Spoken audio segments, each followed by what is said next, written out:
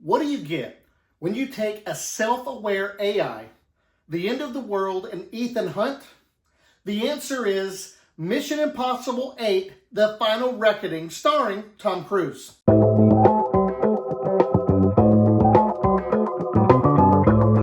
What's up, cinephiles? It's Cinephile Philip Wayne, and today we're going to do something a little different. We're going to discuss all the ways I would have died in this movie and Mission Impossible would have never happened. Please note, there are spoilers in this review, so if you've not seen the movie, click pause, go watch the movie, come back, push play, and watch the rest of the video. Still here? Good. Welcome. Today we're going to be discussing Mission Impossible: The Final Reckoning, starring Tom Cruise, only we're going to do things a little differently in this review. Mission Impossible: The Final Reckoning was the most impossible mission I've ever seen. We've sat through now 7 fantastic Mission Impossible movies, so we've seen Ethan Hunt in some pretty crazy situations. But when I tell you this was the most impossible of all Mission Impossible movies, Tom Cruise did not disappoint. This flick is action-packed. It literally had me on the edge of my seat almost from the get-go, palms sweating, wondering how in the world is Ethan going to get out of this. But the more I watched Mission Impossible: The Final Reckoning, the more I realized how I couldn't complete any of these side missions throughout the movie, let alone the main mission that the movie is based on.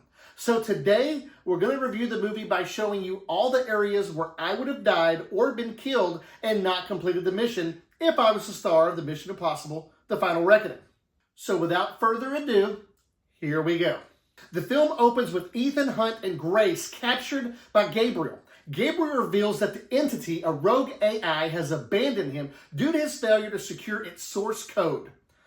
He coerces Ethan into retrieving the rabbit's foot, a mysterious object from Ethan's past missions, now identified as the core module of the entity located in the sunken Russian submarine, the Sevastopol. Ethan is handcuffed to the floor in a chair with very little movement, as Grace is also chained to a wall. Now, I would have had no idea how to get out of this situation, so right then and there, the bad doctor would have come in, tortured me, tortured Grace, we would have died, the mission would have failed, end of mission, mission failed. Somehow, Ethan and Grace managed to escape with the assistance of IMF agent Benji Dunn. They recruit Paris, a former adversary turned ally and CIA agent, Theo Dagas. The team discovers a device Gabriel used to communicate with the entity, which projects a vision of an impending nuclear apocalypse. Ethan deduces that the entity aims to access a secure digital bunker in South Africa to ensure its survival. I'm already dead at this time. I would have never got to this point in the movie, but there wasn't really anything that would have killed me here. Had I undertaken the device, it would have shown me everything that it shows Ethan. So, this is one mission I think I could have successfully completed. Congratulations, I'm now part of the IMF. Ethan reunites with Luther Stickle to disarm a nuclear device planted by Gabriel in London. Luther reveals he developed a malware called the Poison Pill to trap the entity. However, Gabriel has stolen it. Luther sacrifices himself by triggering a conventional explosive to prevent the nuclear detonation, buying time for Ethan to continue the mission. So in this scene, Luther is the one trying to deactivate the bomb. Ethan can't get to him because he's locked in a cell that is impenetrable. So Luther has to use the tools he has to stop a nuclear detonation under London, which would annihilate the entire city. But with only 40 seconds left, I don't run 16 miles an hour, which is what Tom Cruise was clocked at running in Mission Impossible 3. So there's absolutely no way I would have made it out of the tunnel after the explosion. And once again, I would have died at this particular point in the mission. Mission failed. Ethan is taken to Mount Weather, where U.S. President Erica Sloan urges him to cooperate due to the entity's escalating control over global nuclear systems. Despite CIA Director Eugene Kittrich's objections, Sloan allows Ethan to act independently to locate the Sevastopol.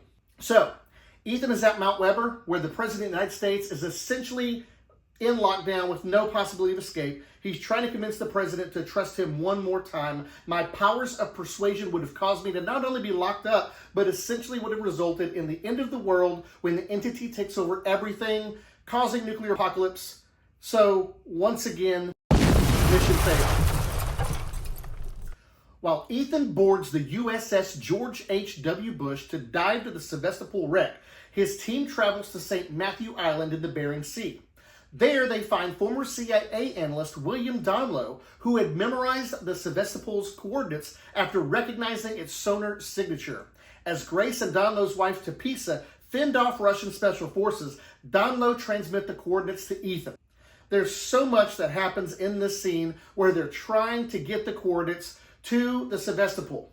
The Russian soldiers would have easily overpowered me, shot me, killed me, stabbed me, snapped my neck. I would have lost this mission so many times, so many ways. End of the story, mission failed. Some of the most impressive scenes in the movie are when Ethan dives to the Sevastopol and retrieves the Podkova module, but causes the wreck to shift, trapping himself underwater. He drowns during the ascent, but is rescued and revived by Grace and Tepisa using a portable decompression chamber. Okay, this is one of those scenes that I absolutely had my wife literally biting her fingernails. This was so filled with so many ways you could die. There's absolutely no way, once I got to the submarine, I would have ever gotten out of the submarine. Once you see the movie, you'll understand. I would have died again 7 ways to Sunday. Either a torpedo would have fallen on me when the submarine is shifting, essentially killing me, or I wouldn't have been able to get out of the torpedo tube, or I simply would have frozen to death or run out of oxygen and died. End of story, mission failed. So the team arrives at the South African bunker, finding it abandoned except for Gabriel and his allies. Gabriel reveals another nuclear device and demands the module. Ethan predicts Gabriel will attempt to use the poison pill to control the entity. A firefight ensues, during which Kittredge intervenes, seeking control over the entity for the United States. Gabriel activates the bomb and flees, leading to a high-stakes aerial chase. Once again, this is another scenario where you're thinking, how in the world is Ethan going to get out of this? Me? I'm dead. Oh yeah, it's over. I'm not going anywhere. The bomb's going to explode. I'm going to die. Mission failed. Ethan pursues Gabriel in a biplane, leading to a mid-air confrontation. Gabriel is thrown from the cockpit and fatally injured by the plane's rudder.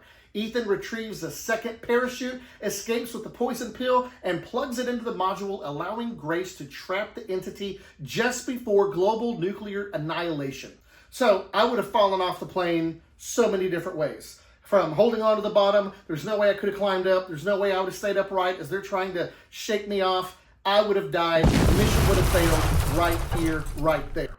So, tell me, what are your thoughts on Mission Impossible: The Final Reckoning? Is it really the end of a 30-year franchise with this installment, or will Ethan Hunt be back? Let me know what you think in the comments. Your mission, should you choose to accept it, I need you to like, share, follow, subscribe, and until next time, make it a great day.